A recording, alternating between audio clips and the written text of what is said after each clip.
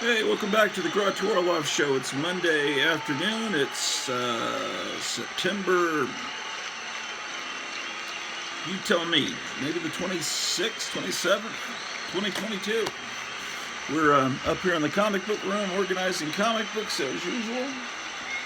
And let's see what we can find.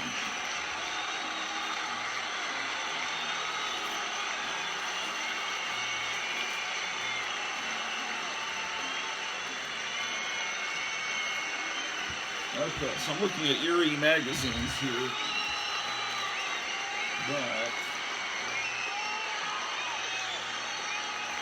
there's another box over here that says Eerie. I need to see what's going on.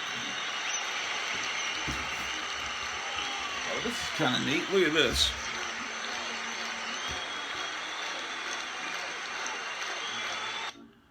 This is a wrestling magazine, a Dallas wrestling magazine. From August 19th, 1952.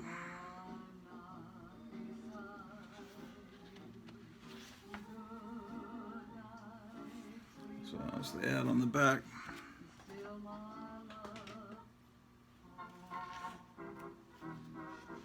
Look at this guy. What's his name? Duke Kiyomuka. There's Cyclone Amaya. Yep. Oh, this ad here, I've gotten a lot of mileage out of this. I made a copy of this ad and I used it in various magazines that I put out. Isn't that great? The Devil's Bowl Speedway. That would make a fantastic t-shirt. I think the Devil's Bowl Speedway was like in Grand Prairie, Texas. Girl star Ida May coming.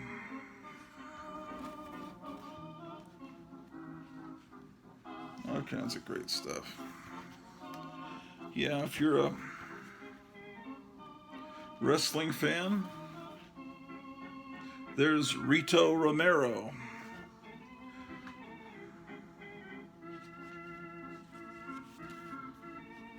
American and Mexican dishes at the Acapulco Cafe. I bet that was a wonderful restaurant. You can fight polio with, kill polio-bearing insects with Vaporette.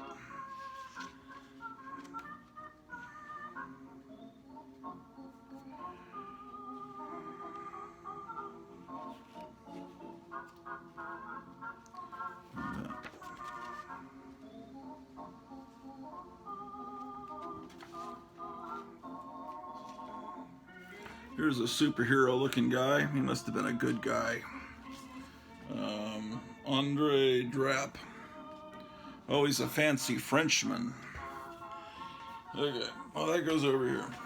Okay, now let's see what we can do about these Eerie magazines. We're talking to the Warren Eerie magazines.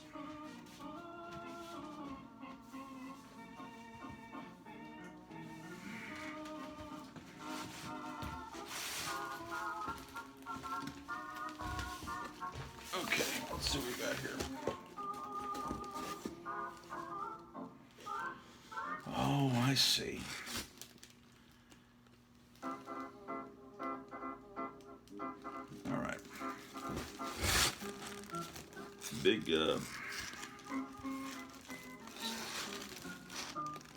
lots of confusion here. How the heck did this happen?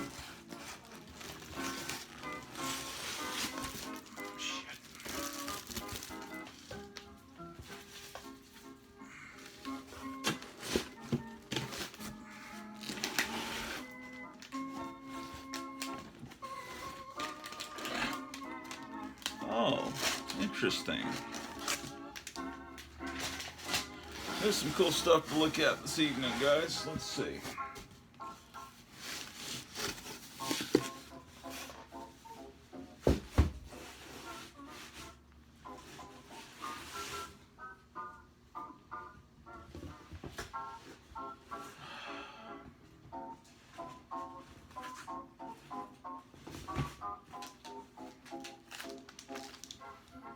Look at this great Jim Steranko painting.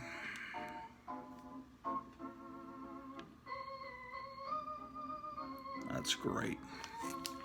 This is the Marvel Comics Index. So that needs to go over here with the comic stuff. And some issues of Cracked had been put in with the Eerie magazines, which was causing a problem. That's kind of how I felt when the 90s Addams Family came out. I was a fan of the 60s Addams Family. They were my Addams Family. And now there's all these people, the 90s Addams Family is the one they grew up with. They barely even know the 60s one, and they're all complaining online about this Wednesday Addams TV show Netflix is putting out, which I thought was coming out tomorrow. I thought the Munsters and the Wednesday Addams shows were both premiering tomorrow, but the Wednesday shows were premiering around Thanksgiving in November. And yeah, this Cracked Monster Party this is 1990s. It would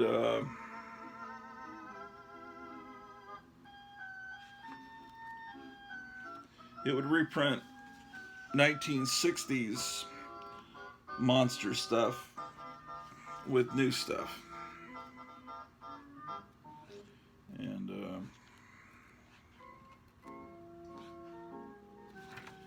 yeah.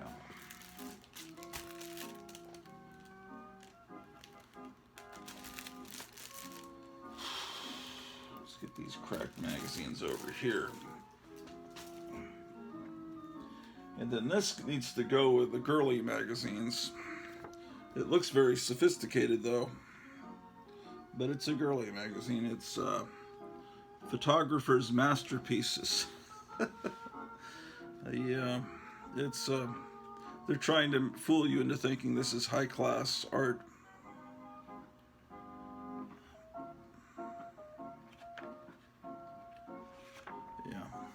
Okay, so put that there. That needs to go in the other room in another box. Here's one with a Betty Page cover, Pinup Photography. This is, oh, it's a Charlton publication. How about that? I bet you didn't know Charlton did this kind of stuff too. There's an issue of Photo Arts from August of '52. That's Lily Christine, the New Orleans stripper that was known as the Cat Girl. Look at this cool ad on the back. Okay, that needs to go in the other room. Peter Bosch's Photo Ideas.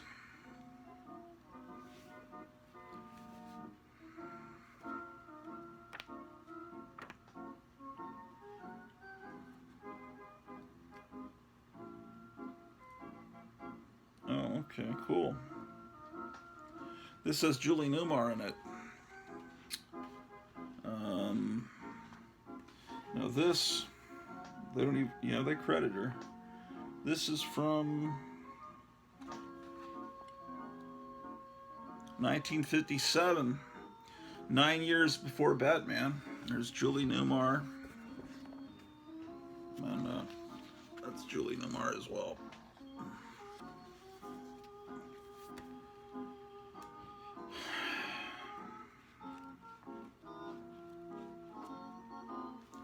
Pretty cool.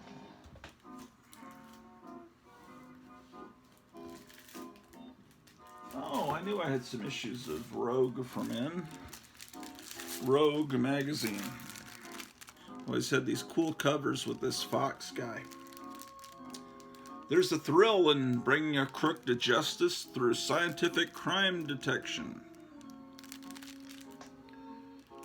Okay, that's Behind the Mask of James Dean. That's cool. All right, here's another one from April of '56. That one was February of '57. This is an earlier issue.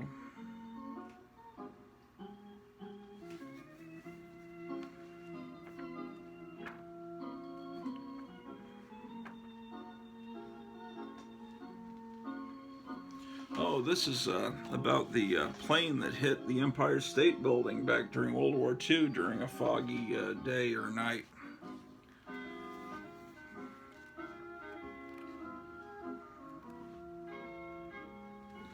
Cool little comics in here. It's more peekaboo stuff. This is not a magazine that showed explicit nudity. I do not believe so. It's more of the 1940s style pinup stuff, like the early Marilyn Monroe photos and everything. That's a cool illustration. Okay, so I'm getting some organization done here. Putting the camera on forces me to be accountable. I'm sorry. I thought I had the door open, but it's actually that door that's open. Here's another cool cover. It's from... It cost $1. This is issue 1. $1 was a lot of money then, when most magazines cost about 30 cents, if even that. Okay. And that's...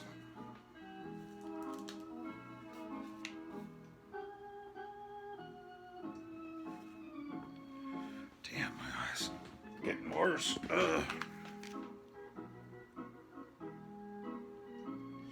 1932.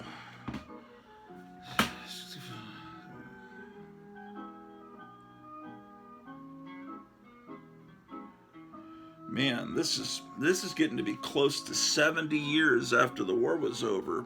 There's still a magazine, Confederate Veterans, but there weren't many of these guys left. I found this at an antique store. I thought it was interesting. September, October 1932. So this was a magazine for guys that survived the war between the states. So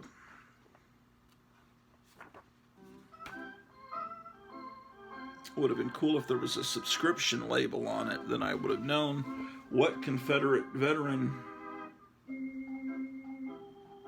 was printed in Nashville, Tennessee.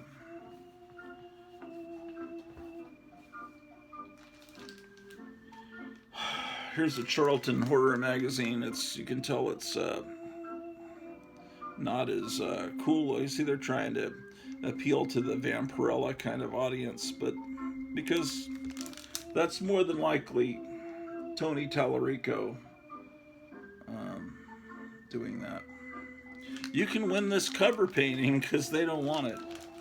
Let's look at this thing just for grins. Quasimodo's Monster Magazine.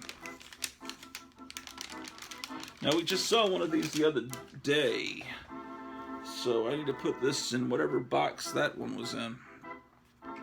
And the ad on the back is all these 70s t-shirt ideas that... Okay, so do they have ads in the back like Famous Monsters? Well, they have ads for the Pirates of the Caribbean model kits, and those were the Mego monsters. They didn't look like the Universal monsters. They had to change them a bit. And they had a castle playset. The figures that were the same scale that actually looked like the Universal monsters were put up by, I think, a company called it, was it AHI, I think?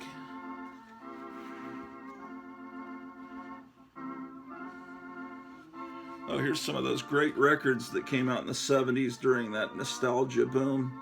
It's old-time radio. These ones that came out from a company called Mark 56 had beautiful covers.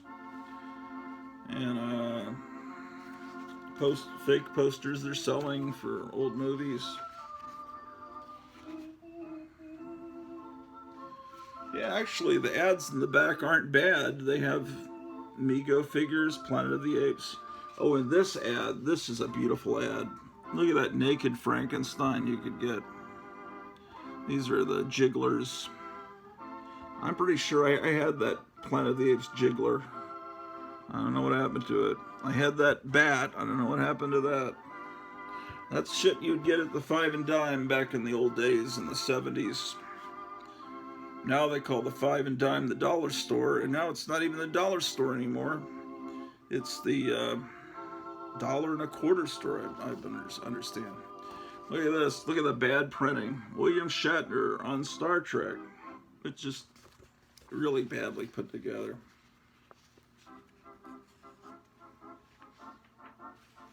But at least they're covering Star Trek. Famous Monsters never did that. I have an article on D.W. Griffith, pioneer of horror film. Yeah, I guess this isn't too bad. I mean, it's very low rent compared to Famous Monsters or just about anyone else that had a monster magazine out at the time, but they seem to be trying.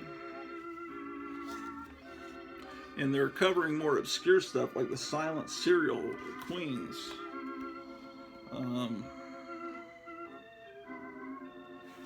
Yeah. They're trying. Article and Boris Karloff, cool. Why is there a perfume ad in this? There's some weird printing defect that goes across here. Oh well. What a shame. You can just feel the low quality paper just touching this thing. Okay, so Monster Magazine goes there. Okay, what am I doing here?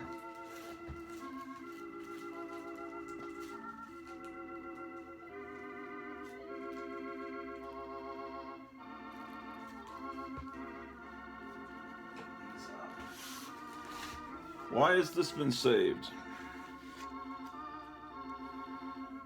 I have some TV guide supplement from the newspaper saved from the 1990s, and I don't know why I own this. There must be something in here worthwhile. What is the purpose of this?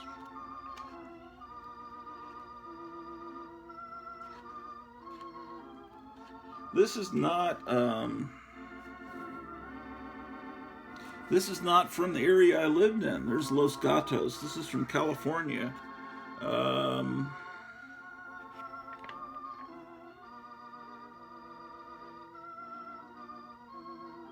I think my friend Ryan was living near Los Gatos back at that time period. No, that was in the 80s. I don't know why I own this. It's a mystery. But now it's too old to throw away because it's... let's see. Here's a Dallas Morning News TV magazine from 1991. A movie called Marilyn and Me. In less than 48 hours, the dirty version of Marilyn Monroe's life will be on Netflix. It's called Blonde. It's supposed to be pretty offensive, but we'll see. I was showing you. This is fucking the ads in here. The reason I showed you that ad. That's cool that there's a Kmart ad for their. I love Kmart.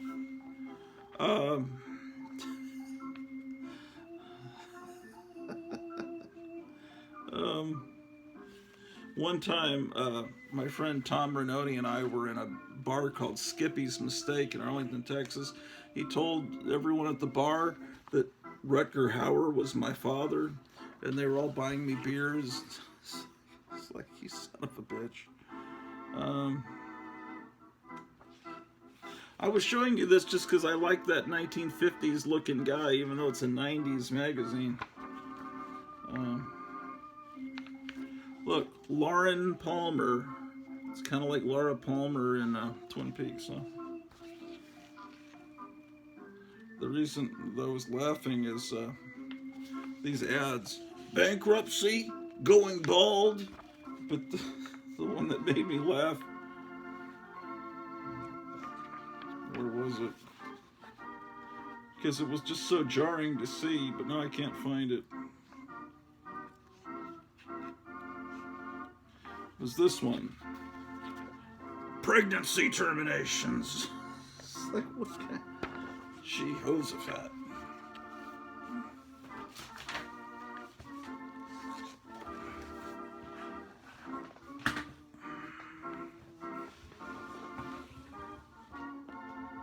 Oh my gosh. Here's a Rhino Records catalog, the Rhino image, you know, instead of the sharper image. You know, you wonder how many of these are still in existence, that people save these. It's all the records and CDs you could get from Rhino Records. They put a lot of older bands back in print, in record form. Yeah, that's cool. So that should go with the music magazines, where I'll put that there. Okay, this is Jim Silkey's Rascals in Paradise. It's Jim Silkey did these adventure strips.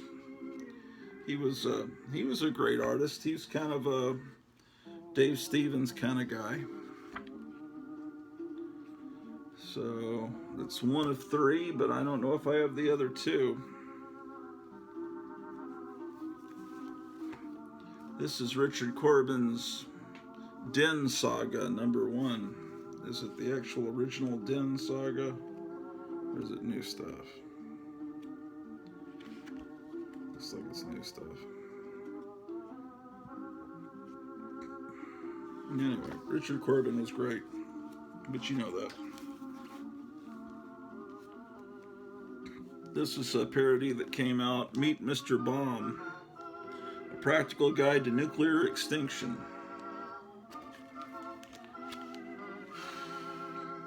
Harvard Lampoon parody of Newsweek.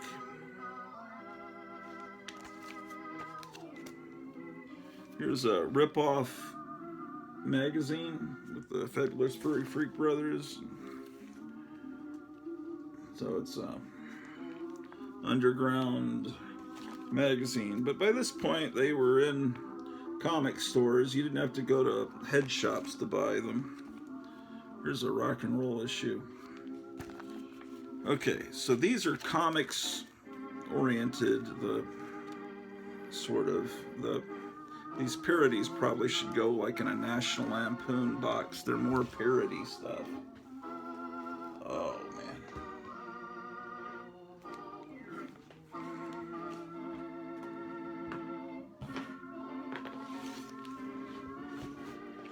Okay, I'm clearing stuff out of this Eerie box to put actual copies of Eerie into it.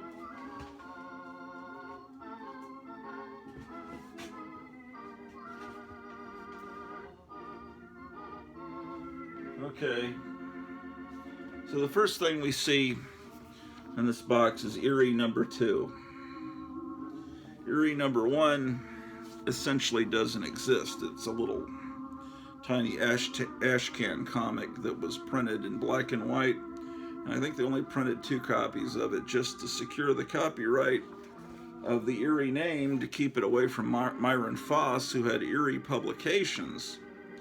And so James Warren secured the name Eerie for a magazine which was a companion to Creepy. So Creepy and Eerie were both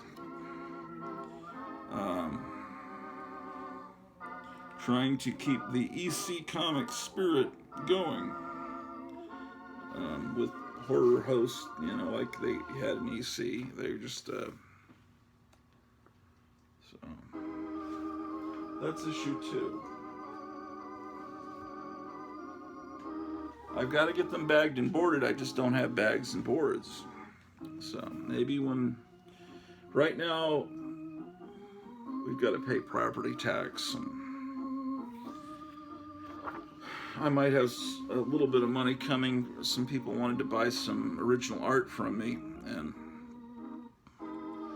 so um, yeah. There are people talking. Well, I heard someone that's somewhat reliable who has a guess that things are going to start getting hairy.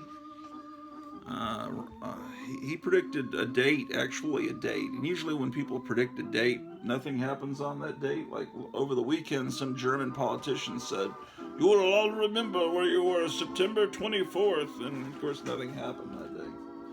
But anyway, this guy's predicting that things are going to go down on October 29th, which is a Saturday. So, and then things are going to be pretty weird for about a month, where people are going to be pretty much locked in, like, worse than what happened a while back. And then things are going to be pretty weird for a year, but it'll mainly what they're trying to say is have enough. It's probably a good general rule anyway. Have enough water and food for a month. And basically stock up, and that's I don't know. Who knows? Conspiracy people tell you all kinds of things, but who knows? That'll be right before the big voting is supposed to happen. Who knows? I think there's a lot of desperate politicians on both sides. We'll see what they do. Okay, so anyway, we're looking at Eerie. You probably don't want to see these. What in the name of fucking shit? Oh. I'll pull these out of the box too to give me more room. This was a great magazine. The Rook was a spin-off out of Eerie magazine. He also teamed up with Vampirella. He was a time traveler. He was a cool superhero. Most of the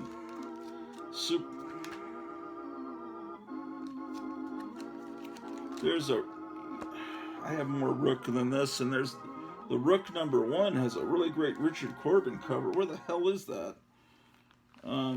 It's not in this box. Everything's getting confused. Anyway, the Rook. I recommend the Rook. And then this was when I got very disappointed with Warren. They put out this magazine called 1984. And they were trying to compete with heavy metal, so they thought they would do a dirty science fiction comic. And I thought they pushed it just... I mean, the art is good in here, I have to admit, but... Oh, that's one thing I hated about it. I remember now. They don't have hand lettering. They have... That's one thing I disliked about it. It's printed lettering. But, it's got Richard Corbin art. I just remember that it seemed very juvenile to me. I don't know. I'm looking at it now. I think it looks pretty cool. Maybe I was more puritanical at age... when did this come out? I think it was before 1984, because once 1984 happens, the futuristic title 1984 kind of loses some...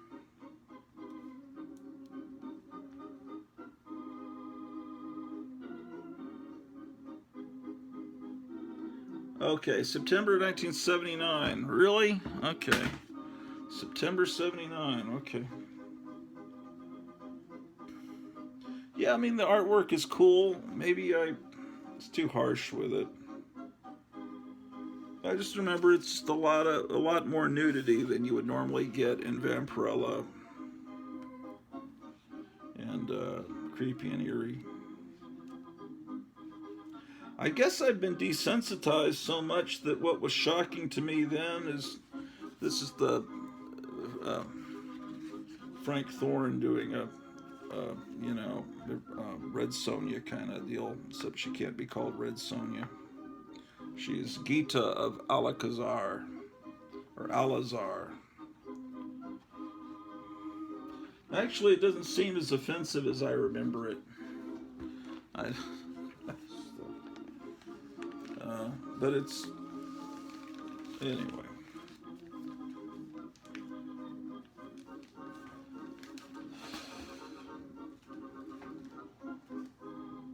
Well, 79, I was 14 years old, so... This is, to date this, it's when people, I don't know if anyone ever bought those fucking freaking things. Battlestar Galactica uniforms. Who would have actually worn those to school? You would have been murdered.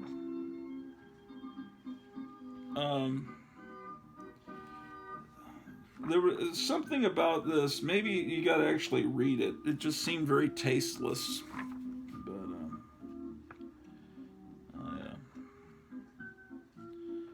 I don't really. Oh, I remember. Yeah, they pushed the limits of all kinds of stuff. This, yeah, I see what I see. So, you know, it's just futuristic stuff. I see what offended me.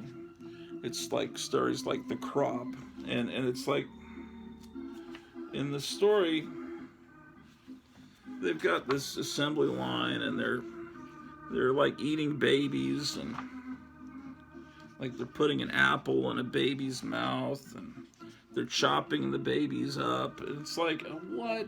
This is not... I didn't sign up for this when I bought this copy of 1984. Yeah, this is just fucking disgusting shit. That's what it was. That's how they pushed it. It wasn't just the nudity. It's they pushed the limits of all taste. I remember now. And then George Orwell's estate must have written them a stern letter because they changed the name to 1994. Or maybe it was getting too close to the actual year 1984. This is a cool cover. This robot killer girl. All the famous robots that we know have all been smashed by her sledgehammer.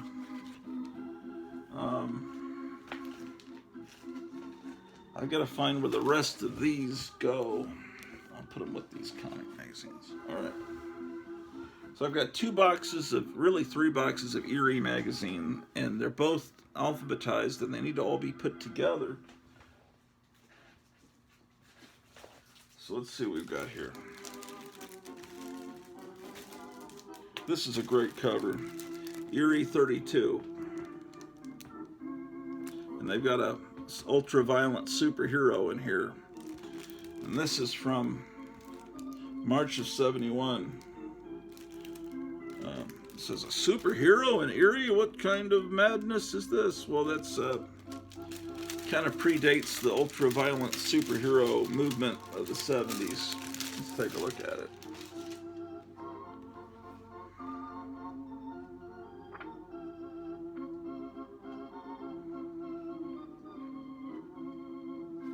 There's beautiful Richard Corbin art.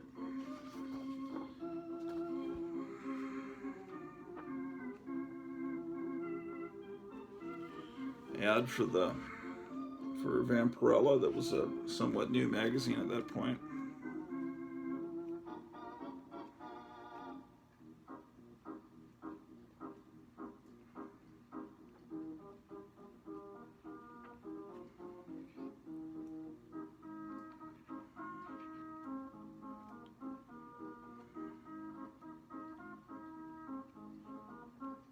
Where's the violent superhero? Oh, here it is.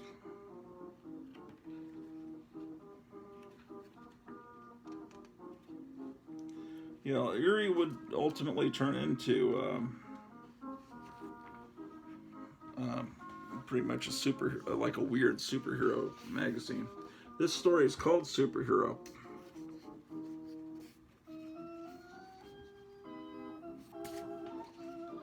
And, oh, I see, he's like putting his foot right in this guy's face, his mouth. That's pretty good. It's art by Tom Sutton, who's a great artist, and it's written by Steve Skeets, who was also a great writer. He was sort of like what happened to him? He wrote, I think he wrote the original story that Plop, DC's Plop comic book was based on a story that had appeared, I think, in House of Mystery called Clop is Coming. And oh, the smell of this old paper is great. It was illustrated by Sergio Aragones. Yeah, it's ultra violent. Which doesn't seem shocking now because every comic is like this now. Yeah, this would have been shocking at the time. You know, it's like a gory superhero thing. Because at the time, our society hadn't degenerated yet. Superheroes were still considered noble and heroic and all that.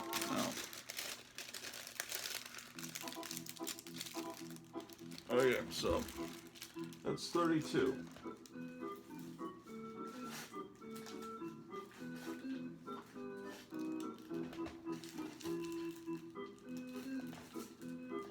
I remember this cover, October of 72. Yeah.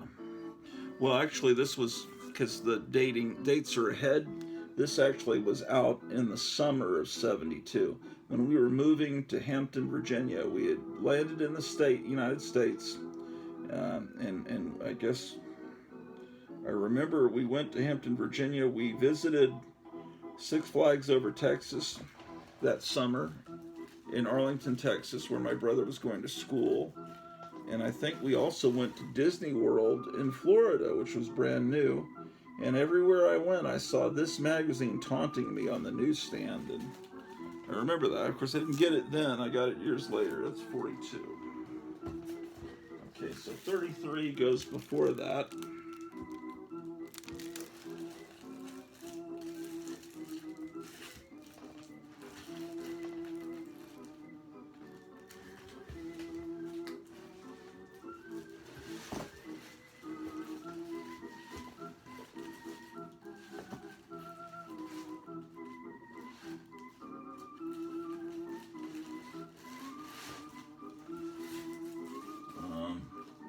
Yeah, I showed these paintings that I did about 10 years ago the other day, and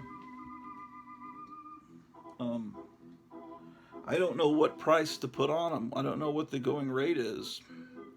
And so one of the viewers asked, about two of the paintings, and he said, well, what price? And I said, well, I don't know. What do you think? And then he says, I don't know. What do you think? So I said, I don't know, $100 each. I thought, because I guess I got traded about $100 worth of books and stuff from Gotham City. It's like I'm not Frank Frazetta or Ken Kelly. I figure not a Basil Gogos. Figure maybe this shit's worth about $100 each. I'm not sure. I get so many emails. I don't know. I keep checking, but there's so much junk, and I don't know if he's answered. He may have just said, "Oh, that's too much," but maybe I don't know what to charge. I am very humble about my painting ability, but I'm just trying to make ends meet. 33. Here's 34. Sword and sorcery kind of cover that could have been on the cover of Savage Sword of Conan, possibly. 34. I've got 2 copies of 34.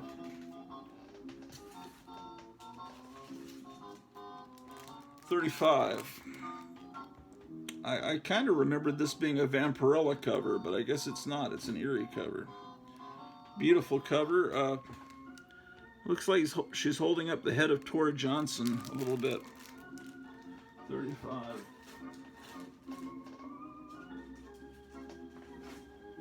So these are covered. Oh, this is November 71. This is 36. I remember seeing this cover when I lived in Germany. They had Magnificent in the army base at Heidelberg, next to the movie theater and the American Army base. magnificent bookstore with a magazine stand that went on like 40 feet maybe. And there's a whole section of comic books that were not in a spinner rack. They were all laid out like magazines. And all the magazines, you could see the covers all perfectly well. They weren't like hidden behind other magazines. It's quite a spectacular sight. June of 72. This would have been one of the last ones I probably saw in Germany before we moved to. So it's 40. Oh, this is one of the great covers. I also have a poster of this that I don't have framed or put up yet, but it's one of the great ones. It's 41 from August of 72.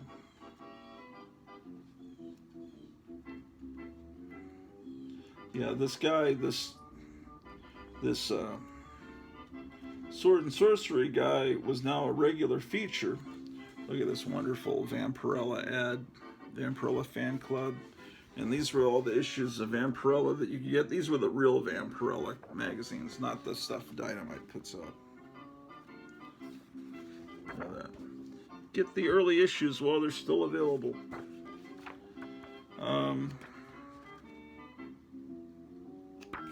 They were still selling live monkeys in 1972. They were little squirrel monkeys or spider monkeys or something like that.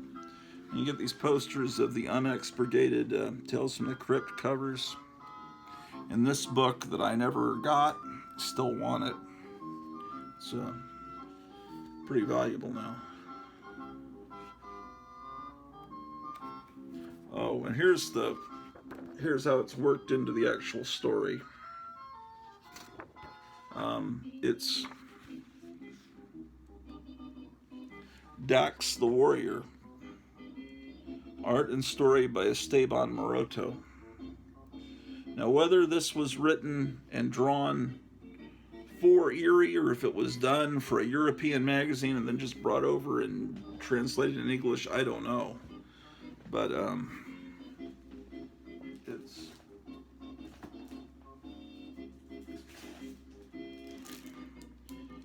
I could look it up and find out. This is issue 43. It's another wonderful cover. It's the poster you could get. It cost... how much did it cost?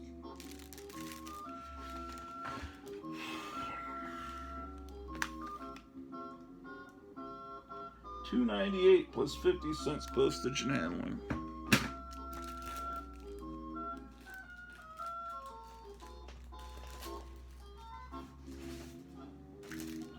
Oh, this cover, February 73. February 73. Yeah, I remember seeing this all over. This is a cover that, this witch, I just remember seeing this on the newsstand. Most of these I bought later. No, that doesn't say 73. I think that says 71. 73, sorry. Oh boy. 45.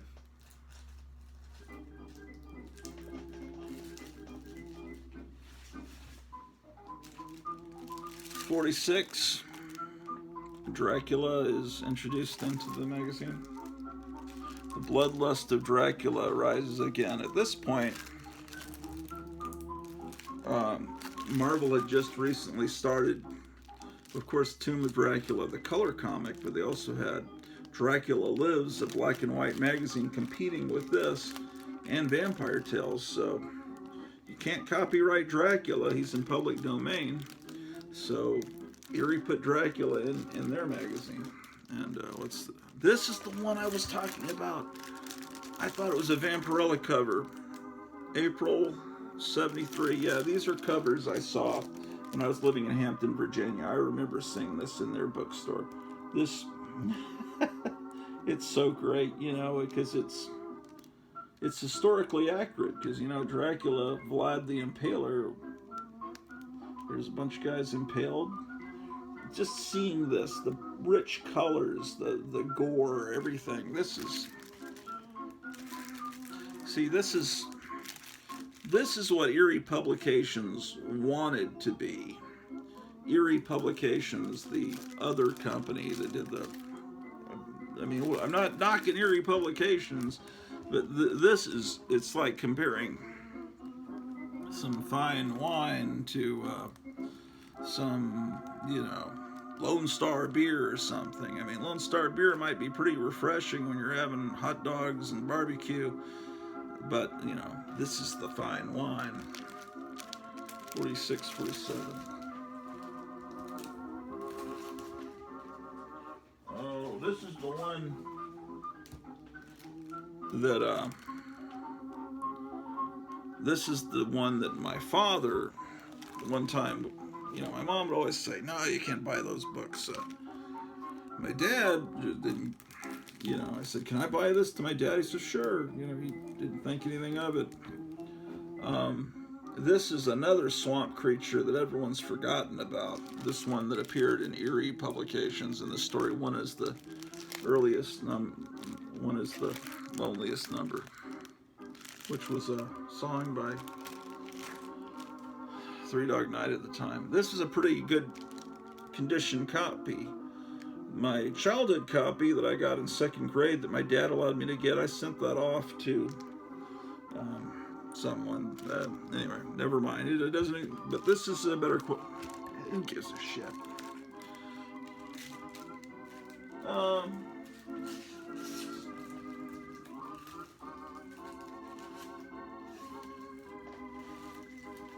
Yeah.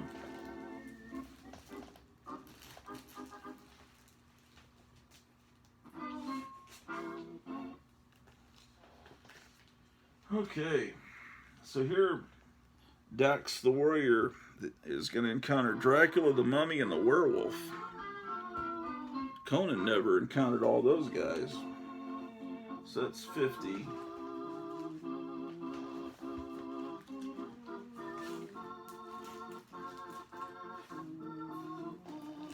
I have 2 copies of that. Now, things are out of order. Here's Eerie 38 with a wonderful cover. Okay, turn that down a little bit, ladies and gentlemen. Things were so wonderful back then. It really is kind of heartbreaking how things have disintegrated. Did you see Brandon give the this medal to Elton John? It was really funny. You gotta watch that on YouTube. Elton John's up there and is pretending like he doesn't know he's about to be given a medal. And so when it's announced that he's getting this medal, he's like, oh so over dramatic and wiping his tears. I'm so happy. And it's apparently for his work in raising money or for the cause of AIDS research. So Brandon Biden puts the medal on Elton John. He's so honored, and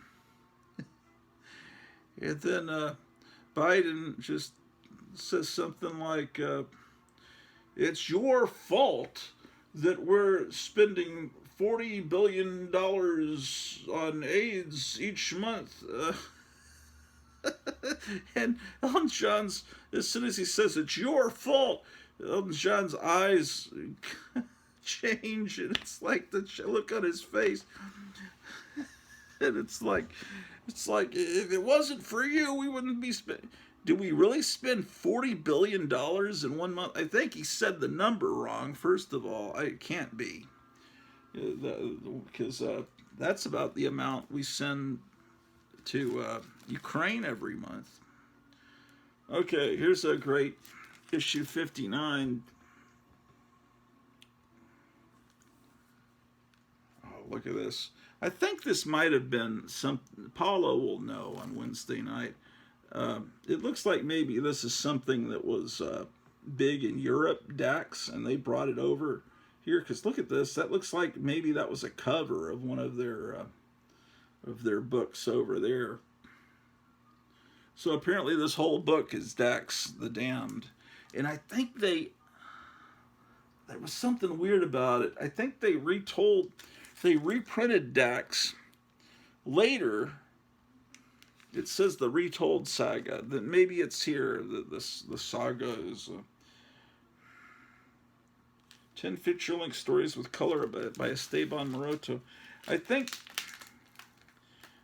yeah, it must have been translated because I remember they reprinted Dax somewhere later, and it was the same pictures, but the dialogue was different. Like they had made up different. What the fuck is that?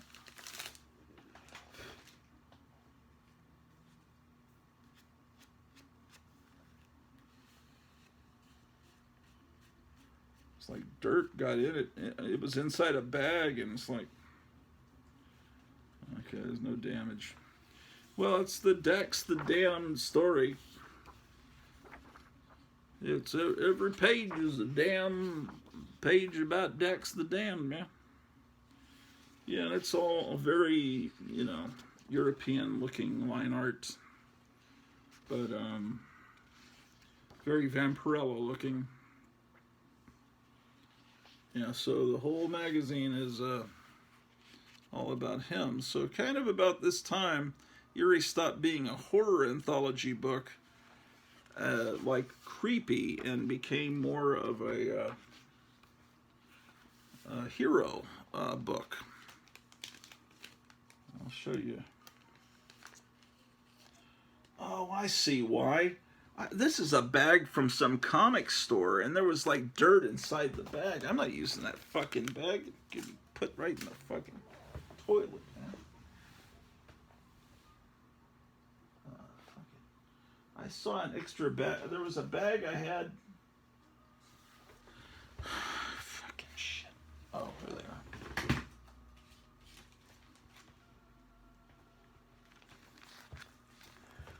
Yeah. Where did I buy that? It says $4 somewhere.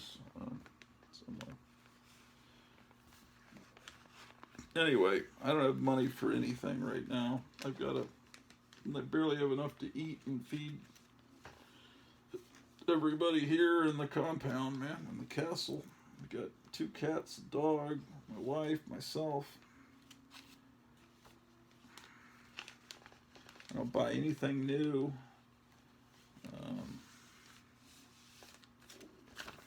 Eerie 59. But I hear the economy's doing great because Brandon said so.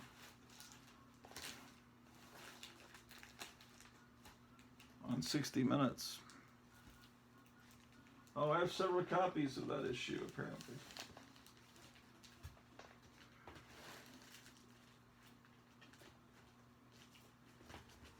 Here's... I gotta pull some of these spirits out of the back. These kitchen sink spirit magazines were in the back of this box, and they were I need more boxes, man.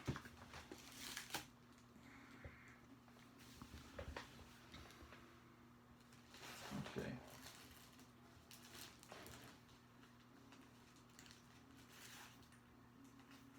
Yeah, at a certain point, you had like this hero came along called Coffin, right?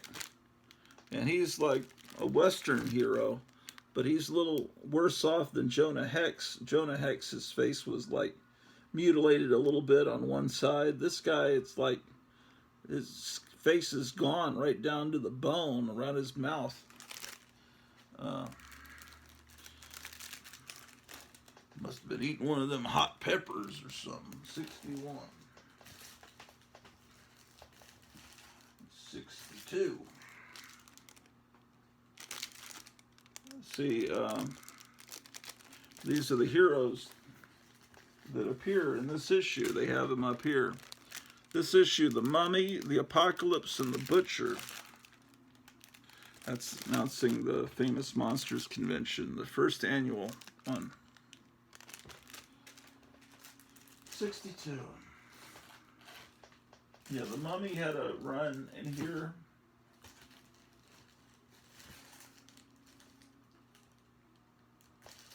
And see, they have, it says the Mummy, the Exterminator, the Spook. Here's the Exterminator. That's kind of a cool looking character. Exterminator 1. So that's,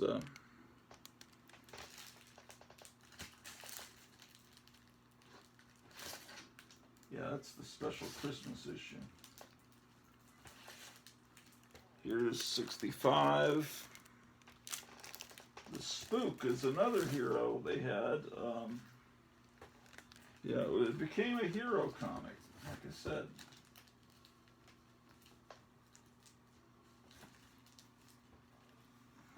This guy was named Hunter 2. So they give him a whole...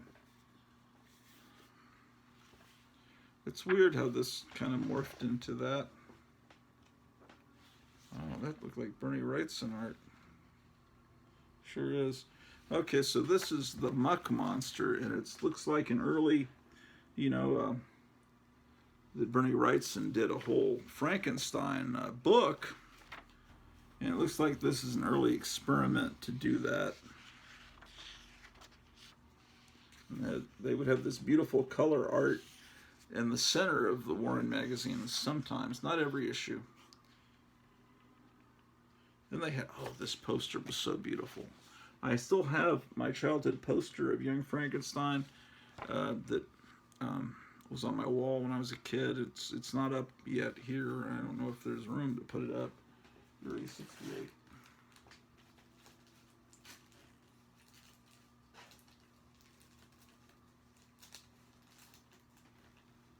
Okay, 65, 65, 68. Oh, there's still more over here.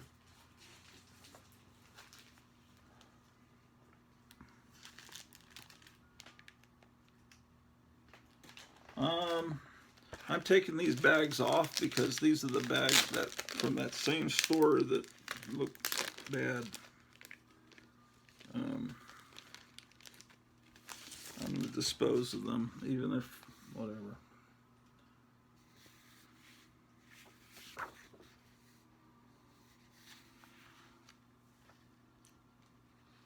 Yeah, see, they're doing a story.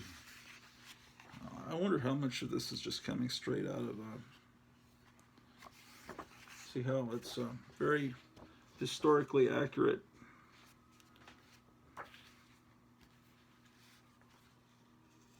By then there was quite a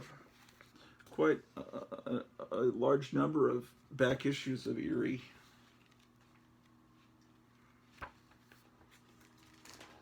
What time is it? 3 o'clock, 2:59 p.m.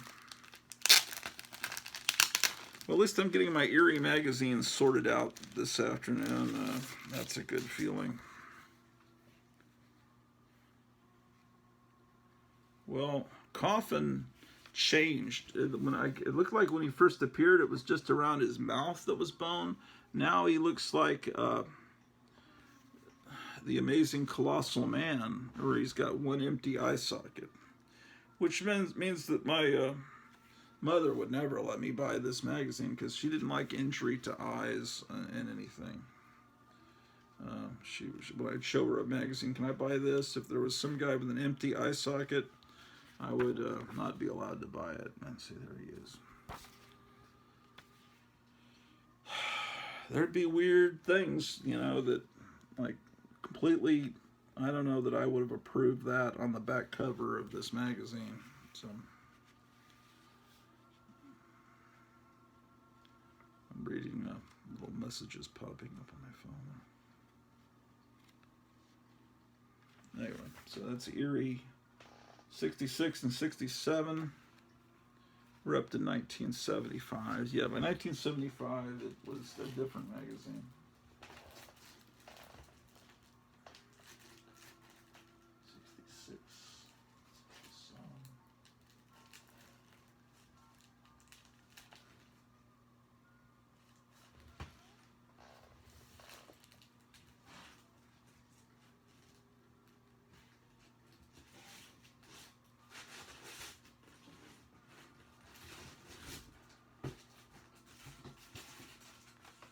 Oh, this one, I remember buying this at Lone Star Comics, and I was just thrilled that it was an all Richard Corbin issue. And look at this cover.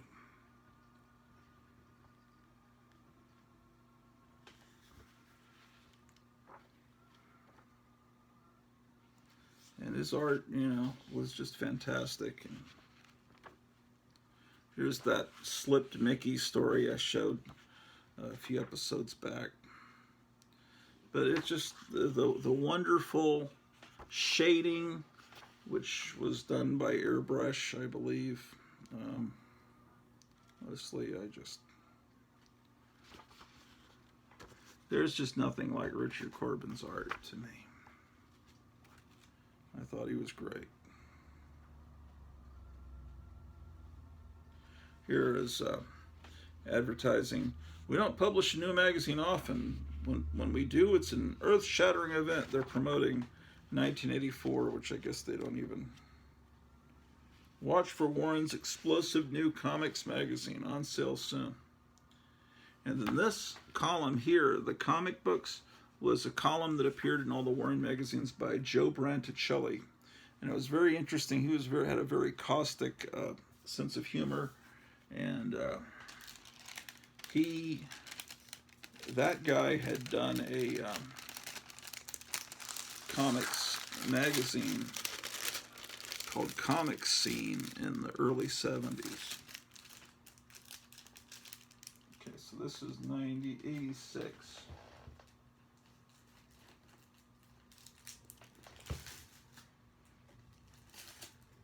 Here's this great cover. It's a 81, 82. This is another one of those sports covers. Creepy had a baseball and a football one. This is a hockey one. 93.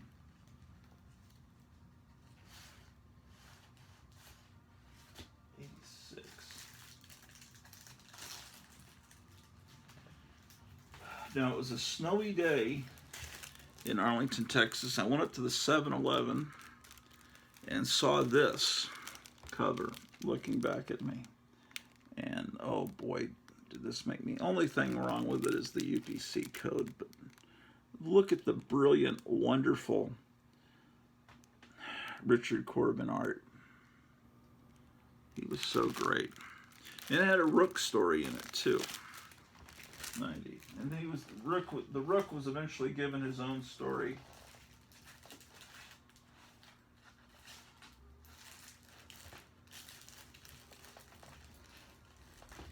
Oh, there's more.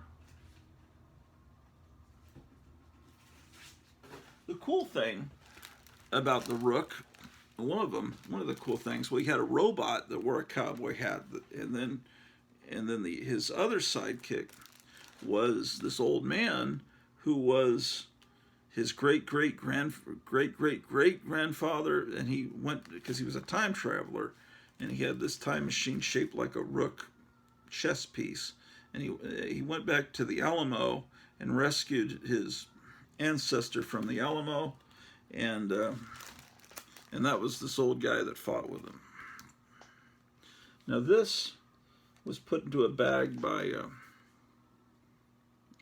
Half Price Books. See, that's there.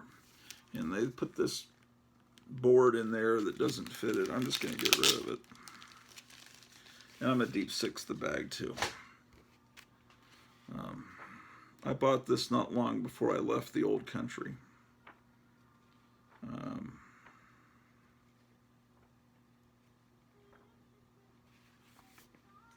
Oh, Donna Lauren. Hi, this is Dick Clark, suggesting you relax, refresh, and enjoy Dr. Pepper or Diet Dr. Pepper, while Donna Lauren sings her story to the Bossa Nova beats. Good times begin with Dr. Pepper, distinctively different Dr. Pepper. Not a cola or a root beer, a light and lively taste of your cheer.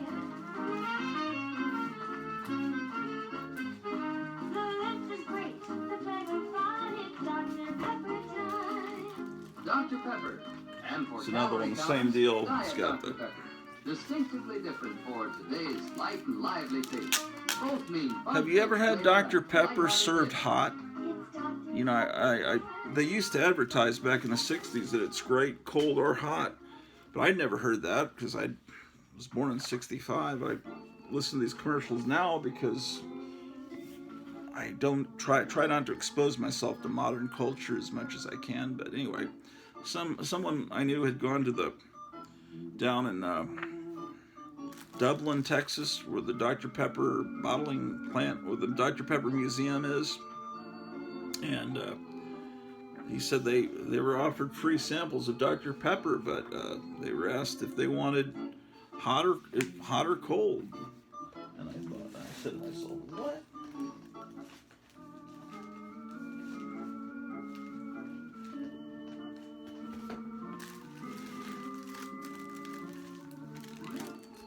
It's another one. Apparently they sell them for $5, but I would get a discount.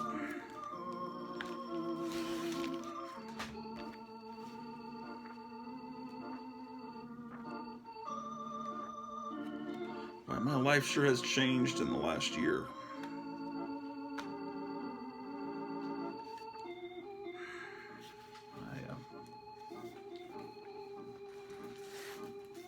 It's pretty surreal. I keep reading about all the crime back home in the other place. And this is 1971 annual. I put all the annuals at the end.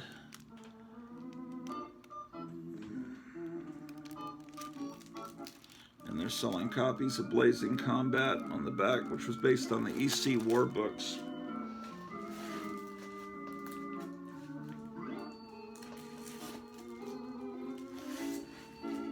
Okay, now I've got to get all these spirit. What is that? Okay, I'll tell you what. Now I think I see what I can do. I'll take the Rook magazines and the 1984 books,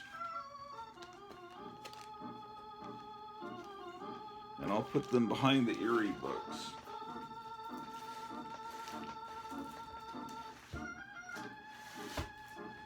And then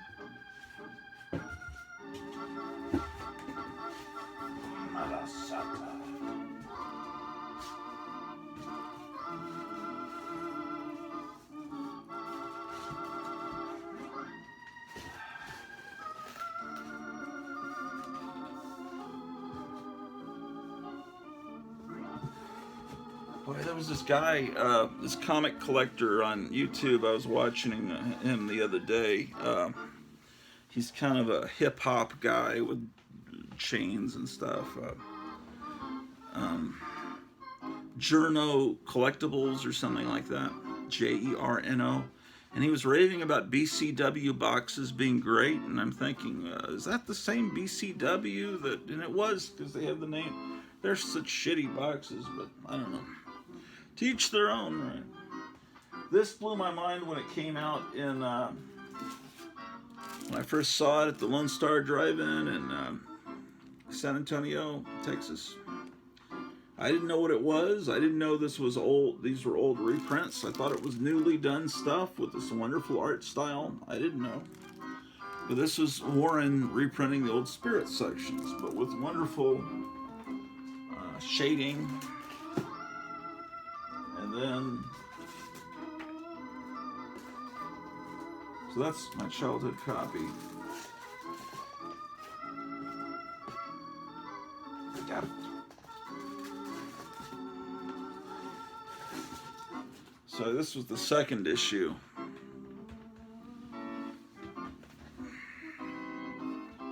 see, Eerie, Creepy, Spirit, and Vampirella were the, at that point, they're, then of course they had Famous Monsters of Filmland, but these were the ones that were comic book stuff.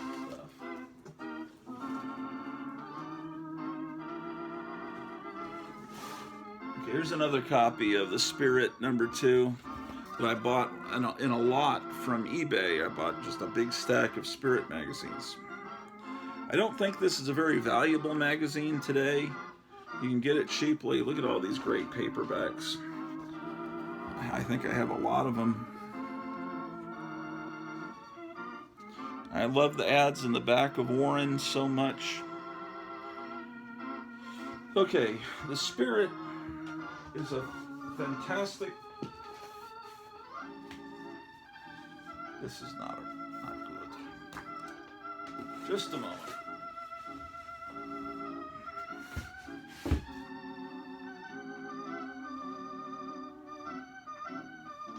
The Spirit is a great comic.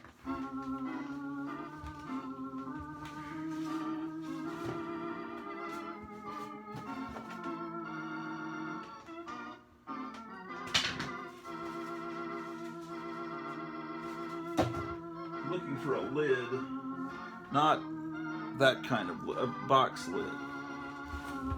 I know that a lid is some kind of marijuana reference from reading these underground comic books, but I've tried to avoid those type of people in my life that actually use words like lid, but I know that it has some meaning.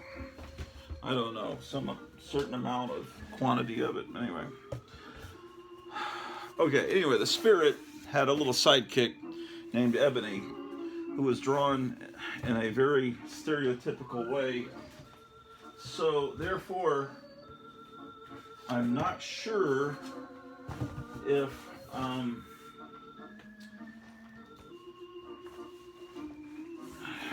anyone could reprint the Spirit stories anymore. Because, oh, look at these old...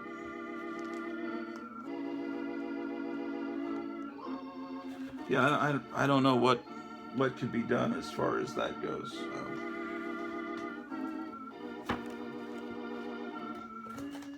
Sorry, I'm distracted.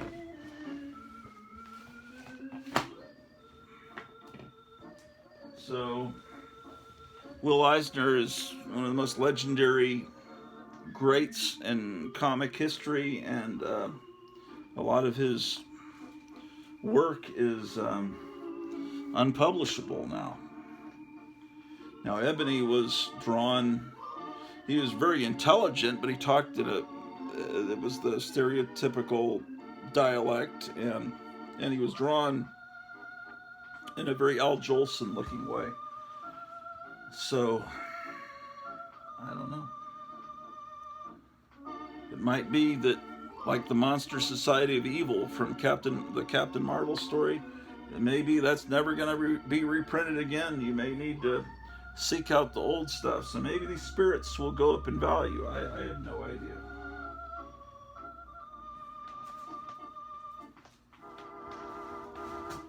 All right. Now I see what I'm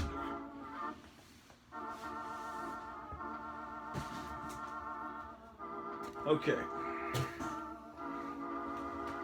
Sorry. Thanks. This one, the cover is not attached, but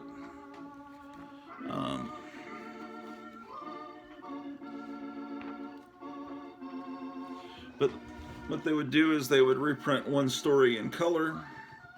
Originally, these were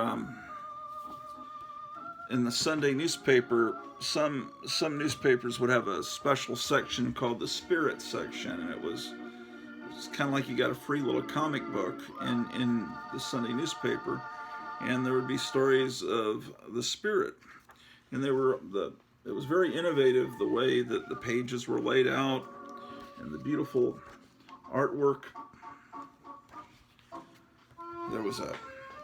There were 2 attempts to make the Spirit into movies. The first one was a TV movie. They got the guy Sam Jones that played Flash Gordon to play the Spirit. He looked okay. It kind of had a cool opening credit sequence.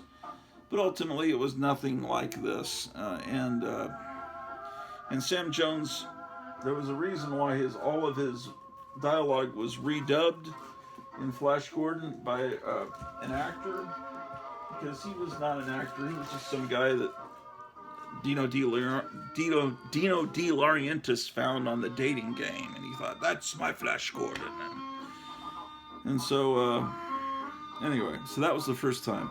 Second time, the movie Sin City came out, and it was really good. It was based on Frank Miller's comics. So Hollywood said, this Frank Miller guy I bet he'd be a great director, because this movie came straight from the comic book panels of his.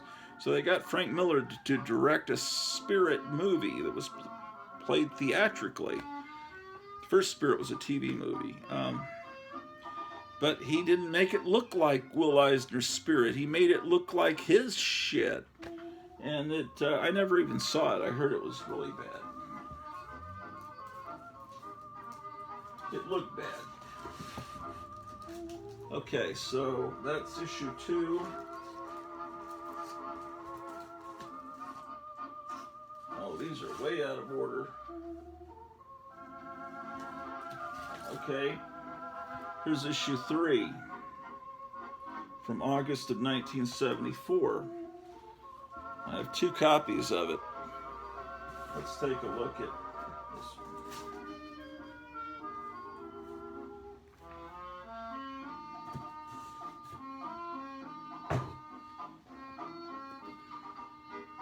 Sorry, I'm really tired. Anyway, beautiful cover. Will Eisner was not fond of the way Warren did these. He didn't like the shading that was put on his art. I thought it looked great, but I don't know. I don't know what he was complaining about. But some of the old comic artists, I don't know. Some of them were kind of curmudgeonly.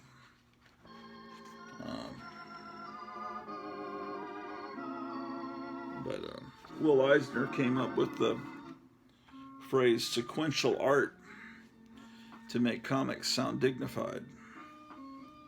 But comics shouldn't be dignified. Like rock and roll, comic books should not be dignified. Comic books should be trash. Comic books should be stuff meant for little kids. It's like rock and roll should not be art. It should not be 20-minute guitar solos and we're raising money for the starving people in this country, it should be songs about, well, what does rock and roll mean?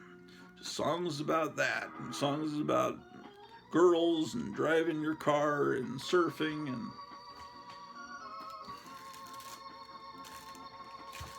that's all my opinion. You can unsubscribe if you think I'm an asshole, I guess. Everyone else does.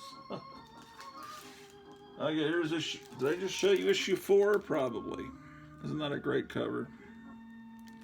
There'd been some other attempts to bring the Spirit back. Harvey tried 2 issues in the 60s, and they looked great. It just didn't sell. And then Kitchen Sink, I think the Underground Company did a few issues in the early 70s that had kind of racy covers that Eisner had drawn so that they could sell in the head shops to the hippie crowd. But I guess they didn't sell because they that only lasted 2 issues as well. And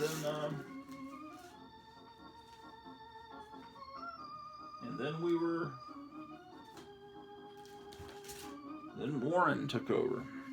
It looks like I've got a lot of copies of issue 4. A lot of copies of it. Looks like 4 copies of 4. Stocking up for the apocalypse, ladies and gentlemen. You need lots of water, food, and issues of the Spirit. Issue 5. Look at that great cover. Look at that. I don't know. Maybe I only have 1 issue of 5. Look at this great color art in the center. Yeah, I like Warren's treatment of it. 5. Okay.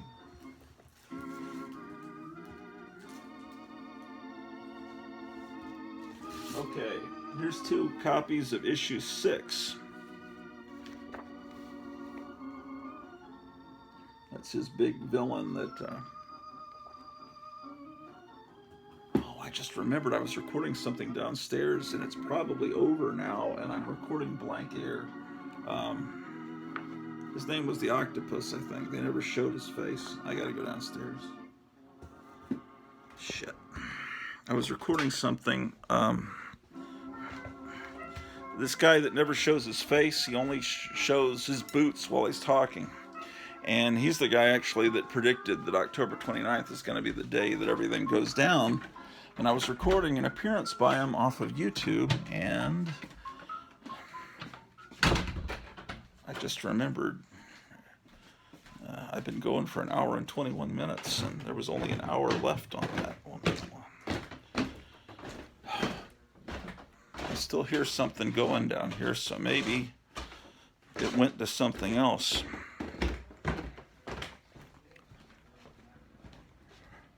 Apparently you can't even say this guy's name on YouTube because YouTube algorithm doesn't like him.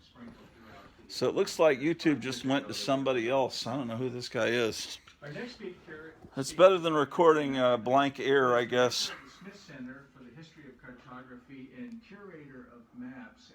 From tera to terabytes. Popular cartography.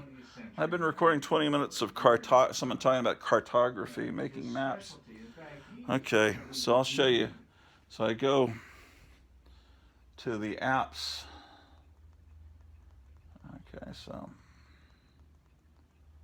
there's this app here, Nino's Corner. You have to pay like $3 a month for this.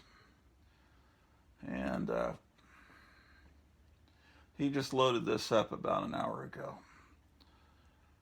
So anyway, this guy is apparently like a billionaire. And always driving around in his fancy cars. And okay, so this is the name of the guy that you're not even supposed to say his name. So let's see. Let's record this. So I'm recording with a DVD recorder because I like to keep things in physical medium.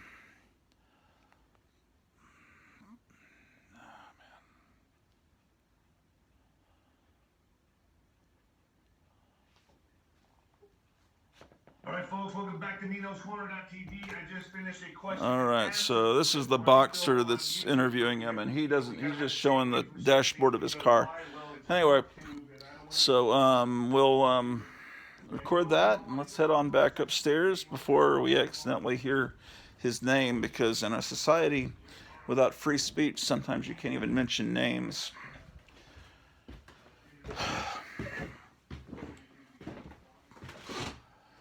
Yeah. But we're getting the Eerie and Spirit magazines organized. That's good.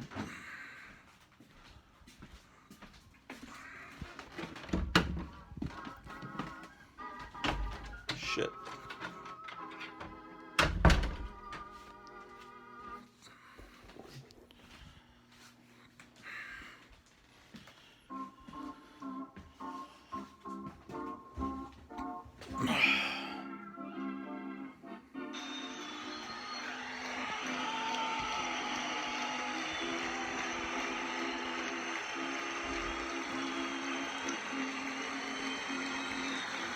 Oh, boy. All right. 6.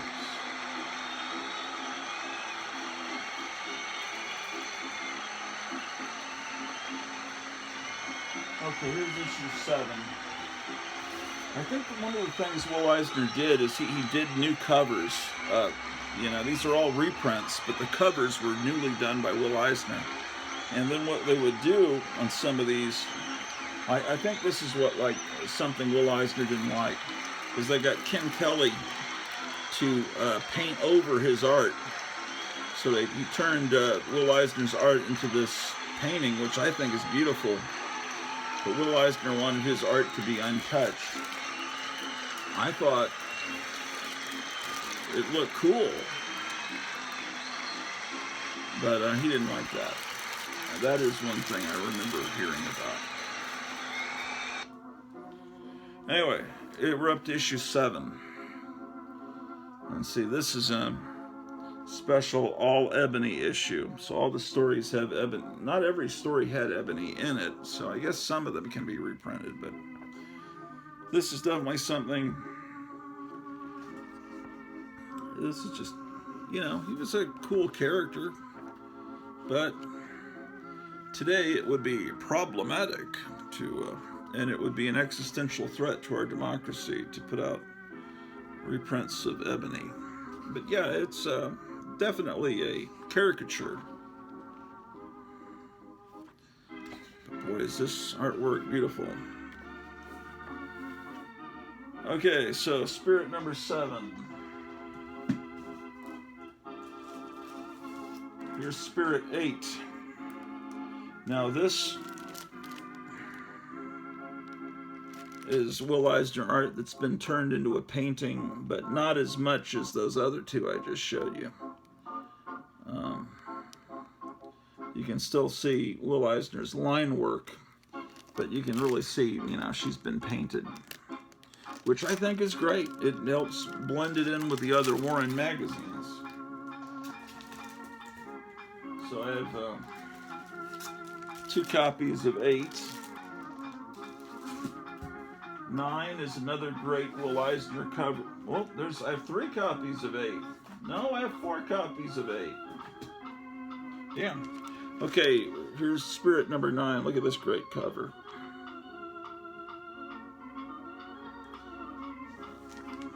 Now the coloring. No, it's been colored, but it's pretty much true to his art. I think that looks fantastic. Number 9 from August of 1975. Okay, so that's right before we moved from San Antonio to Tacoma, Washington. So that's 9. Okay. So we're up to this giant summer special, number 10. This is when they really did paint over his artwork, although I still think it looks great.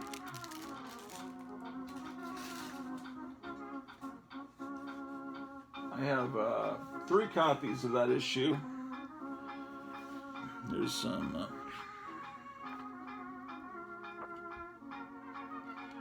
now there's a color. This color section just only has one color, blue. So damn, this is just. Oh wait, there is a color section. Actually, this is the origin story.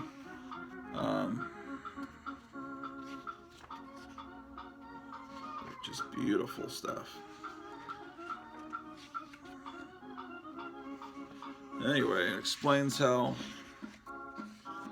the spirit is a lot like the Lone Ranger. Everyone thinks he's dead and buried, but he has his lab underneath the cemetery where he's supposedly buried.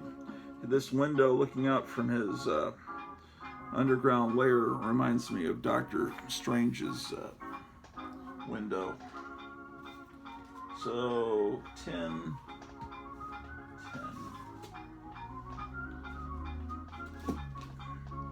Issue 11 has another painted cover, and I bet Will Eisner started really bitching because with issue 12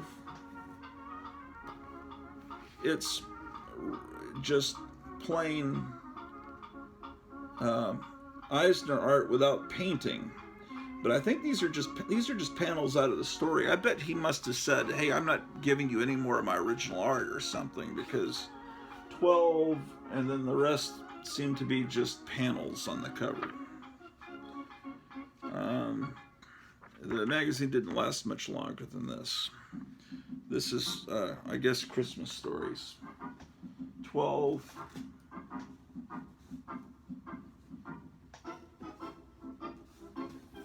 Here's 13. Oh, that reminds me, there's another 13. This ad on the back for Comics International, that was a cool, that was all color. I forgot about that Warren magazine.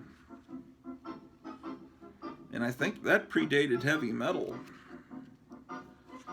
Yeah, just wonderful stuff. 13.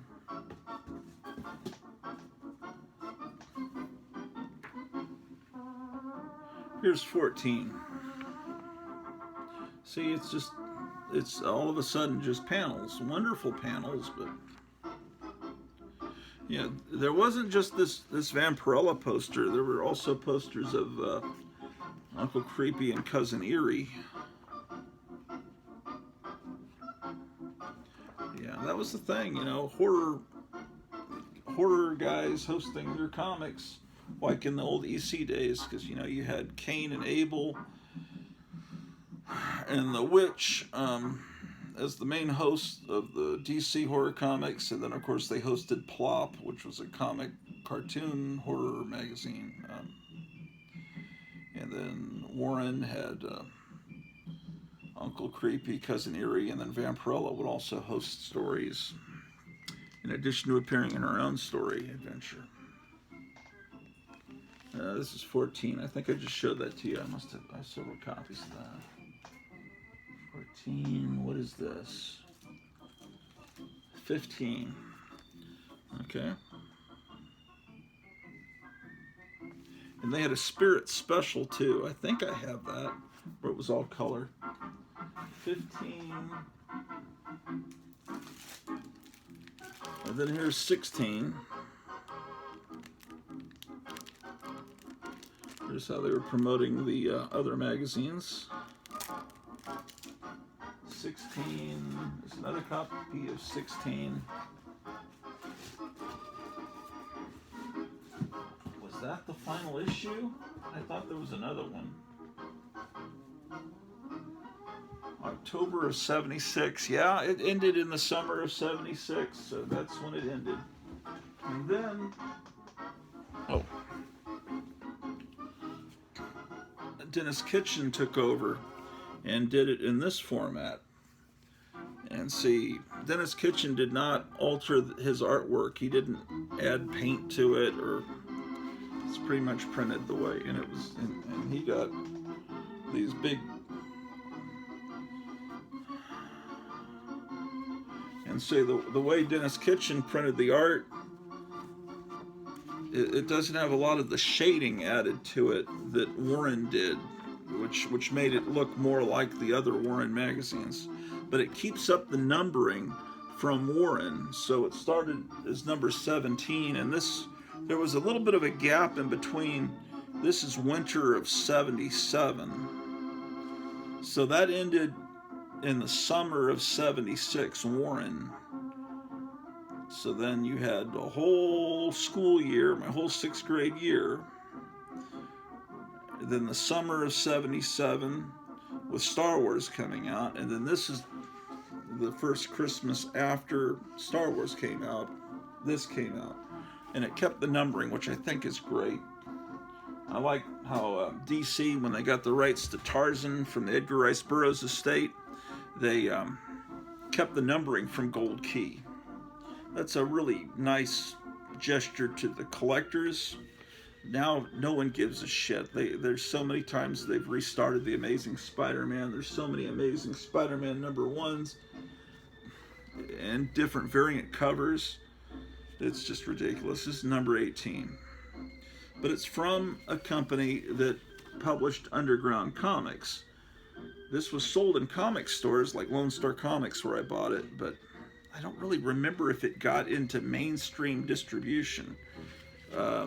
Because the other stuff that Dennis Kitchen was doing was, you know, he was still doing like Mr. Natural reprints, and he was an underground comics publisher. But, you know, this is more ground level. This is so now I've got a whole box that's just Spirit, and then I'll feed in some other stuff. Like here's 19. and I love this art. It just doesn't reach out and grab me like those Warren covers that were just brighter. The colors here are very subdued. I guess I like the bright colors. Speaking of bright colors, the Munsters movie remake prequel that Rob Zombie made is going to be starting, I guess, tonight at midnight, and I'll come back tomorrow and give you a review. I mean, I'm a huge Munsters fan, just as much of a Munsters fan as Rob Zombie. If I was rich and was given the rights to do a Munsters movie, it would be very different. But I've yet to see it, so I'm going to give him a chance. Yeah, all of these covers were wraparound covers. These are very inexpensive. I mean, these are in dollar bins all over the country in comic stores. I'm thinking, or they were for decades.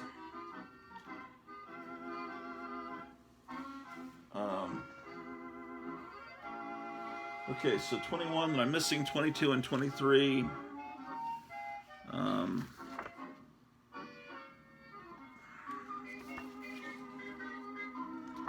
Yeah, this is these were printed on a different paper stock too.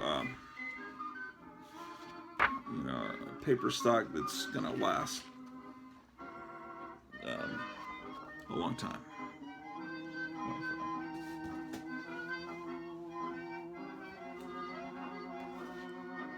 Here's 28.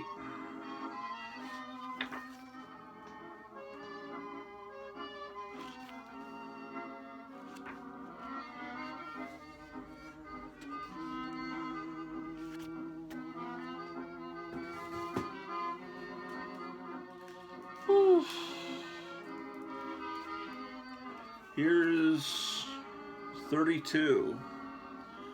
There's a great cover. It's not an original cover. This is older artwork from Eisner.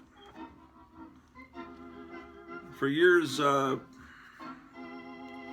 asking, Mont Comics is just asking me about a painting on the stairs, and he gave me a time on one of the last videos. I'm gonna have to go look, and I'll tell you here in a minute. Okay, and this looks like the last copy I've got of Kitchen Sink's Spirit. Doesn't mean it's the last issue they printed, it's just the last one I've got. Now, what can I put at the end of... Okay, so now I'll throw in this into the box to fill up the box, right? And I'll throw in this Den magazine. What else could I put in there? Man, I'm so sleepy. I just want to sleep is all I want to do.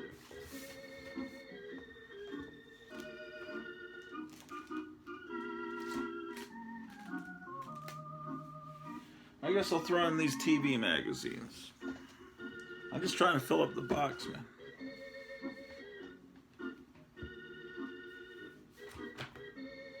Look at this. I forgot I had this, or that this was even done. It's like comic size. Don Martin comic book. Who did this? It's got a poster in it, too. I always loved Don Martin. Don Martin was the greatest. Don Martin was working for Mad for years. It's issue 1, 1994. Then Cracked wooed Don Martin away. Mort Todd became the editor of Cracked and got Don Martin away. I guess there's Don Martin trying to do his own thing.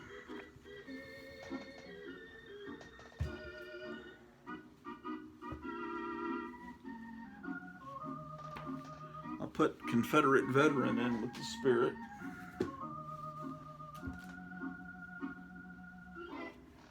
There's a copy of Outlaw Biker. That should probably go with the Hot Rod Car Mag. Can't show you these pictures. Oh, look at this. Just did a Madball painting. There's a Mad City Cycle. They don't have magazines like this anymore. They don't have magazines, period. But you imagine Willie's Wheels. Nobody puts out magazines for outlaw bikers anymore. What a shame. I guess everything's on the internet now. Que lastima. Oh, I see. I'll put in this is perfect. I'll put in rip-off comics into this box. There's 4 issues of that.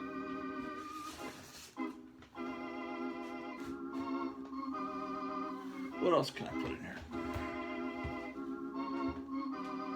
What do we have here?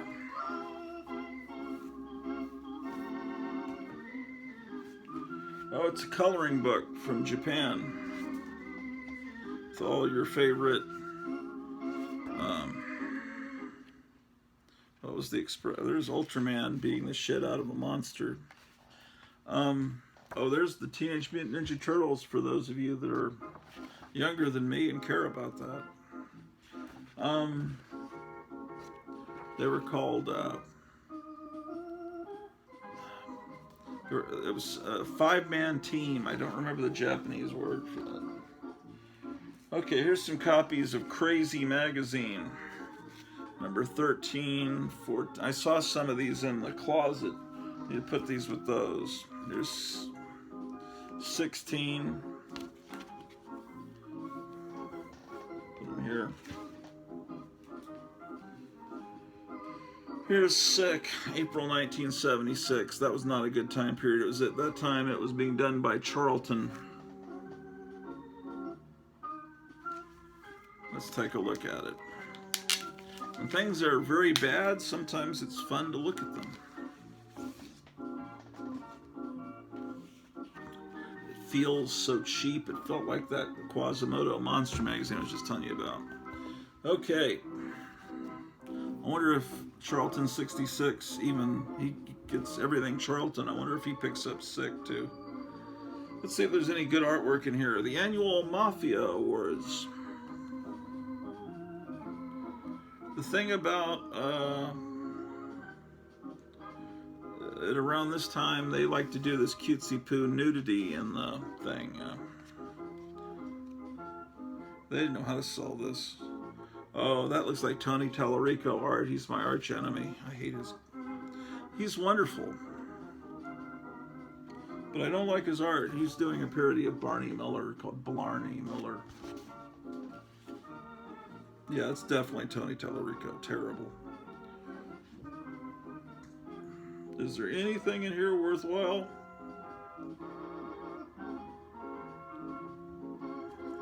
There's Sick movie concepts, like The Stench Connection, or The X-Laxist. Wow, that's pretty funny.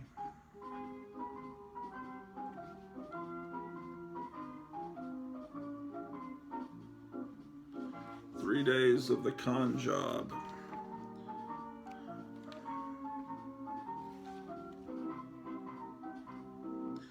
Yeah, this is supposed to be funny, but man, I would like to own a bust of Dean Martin, but they're trying to be funny.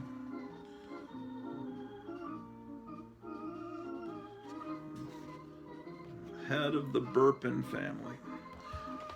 I don't think, my understanding is that he didn't really even have alcohol in those glasses, but I could be wrong. But that was all for show.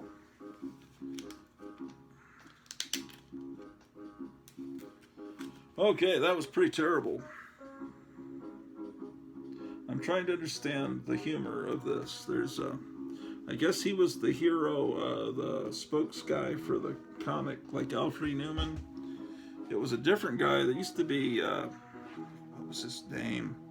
It was Huckleberry Fink in the early 70s. I don't know what that's supposed to be.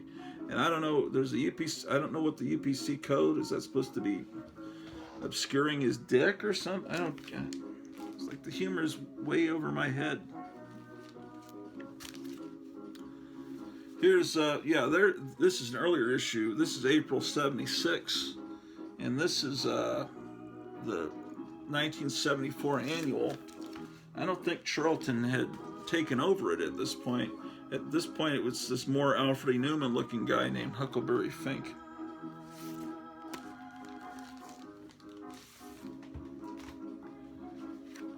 And it feels slicker now. It's not it's not the cheap paper. Here's Doctor No. Let's see what company put this out. I think that says Hewford Publications. So they must have maybe sold it to Charlton. Yeah, the artwork is better, but still not good. It's still a far cry from Mad and Cracked. Oh boy, they're really pushing taste. Probably trying to compete with National Lampoon.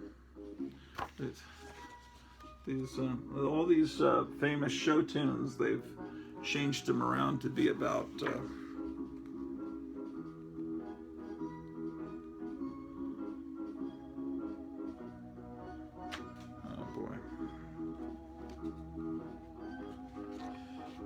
yeah, these are all reprints from older issues, but like, look, oh, that's Tony Tallarico for sure. You know, Dave Berg and Mad, you know how wonderful his art is? This is Tony Tallarico. Look at this terrible art. See, you guys think I'm kidding about Tony Tallarico being one of the worst. I mean, look at that artwork. Come on.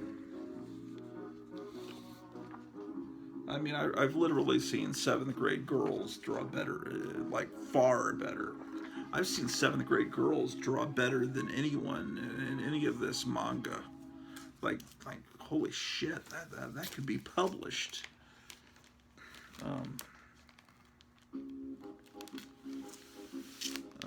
Okay. Sick. Okay, so I have these issues of Crazy. I have these issues of Sick. Here's more Cracked. And I saw a box of Cracked. I'll put the Don Martin with them.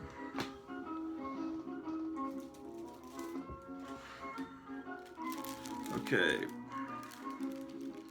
That's Cracked Collector's Edition.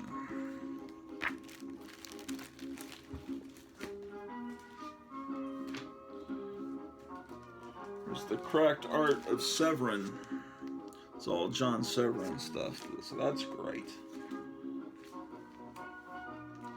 Here's Cracked Collector's Edition 17, those Cracked monsters. The issue of Cracked with that on the cover, I have that. And they added this from a King Kong issue, because this must have come out right around the time that King Kong movie came out, and they're trying to sell copies, but little do they know that no one would like the King Kong movie. But look at the monsters coming out of there. Severin was great. And then he draws Hitler right in with the monsters. That's great.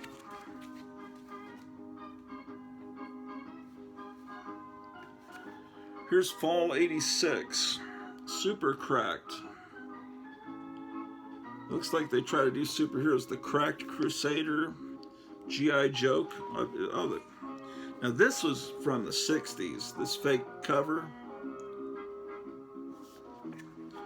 But let's see, I guess they do a parody of G.I. Joe, and oh, that's great. It's Bill Ward he would do art for Cracked, but he would restrain himself where, you know, he didn't show nipples and stuff. But just barely restrained. It would still be enough that